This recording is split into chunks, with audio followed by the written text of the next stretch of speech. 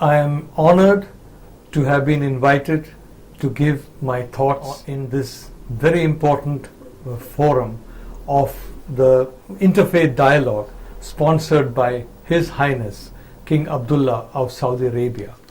This is indeed a very noble initiative, and it is coming at a time which is very, very important for the future of the world.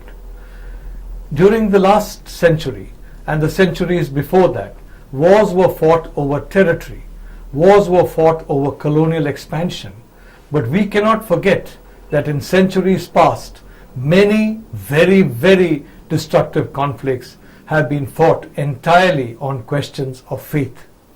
Looking at the current world situation, it seems as though those evil days may come back again, and sometime in the future, mankind may again go to war on the issue of faith. This would be a tremendous irony. There are two reasons. One is that those of us who believe in God, we understand that there is a single divine force, and every religion acknowledges that divine force. In the case of Islam, the divine force got revealed through the Prophet Muhammad, peace be unto him. In the case of the Christian religion, another very important religion, the divine force sent his own son to earth, and the son was sacrificed on the cross for the sake of humanity, and the Bible became the repository of much of that wisdom. In the case of the Hindu faith, which again has hundreds of millions of followers, there is a single divine force with many manifestations, and these different manifestations come in the form of different gods and goddesses. The goddess of learning, the goddess of wealth, the destroyer, the creator, the preserver. All these are different manifestations of the single divine force. If there is only one divine force, as there is, then certainly there can be peace on earth, and certainly there can be harmony between faiths, for ultimately at our core, all of us are responding to that single divine force. However, this is not the case very often. In fact, that kind of a peaceable attitude is now almost becoming the exception rather than what should be the rule. And this is ironic, because it is very clear that you can divide qualities, the qualities that we are there in human beings, the qualities that are there in living beings, into two types of qualities. One are the qualities which the divine will approve of, the angelic qualities. The other are the qualities which the divine will disapprove of, which are the devilish qualities.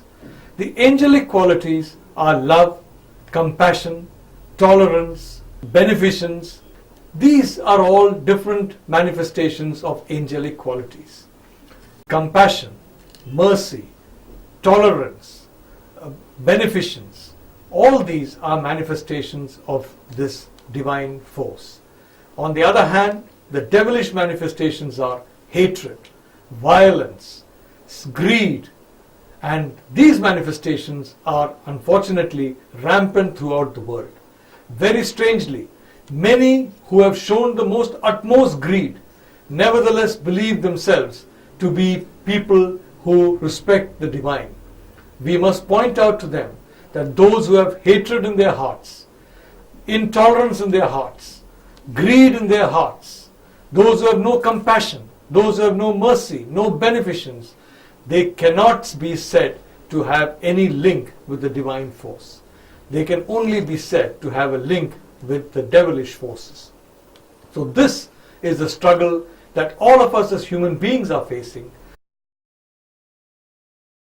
About 12 years ago, I introduced a concept which I named as Indutva, I-N-D-U-T-V-A.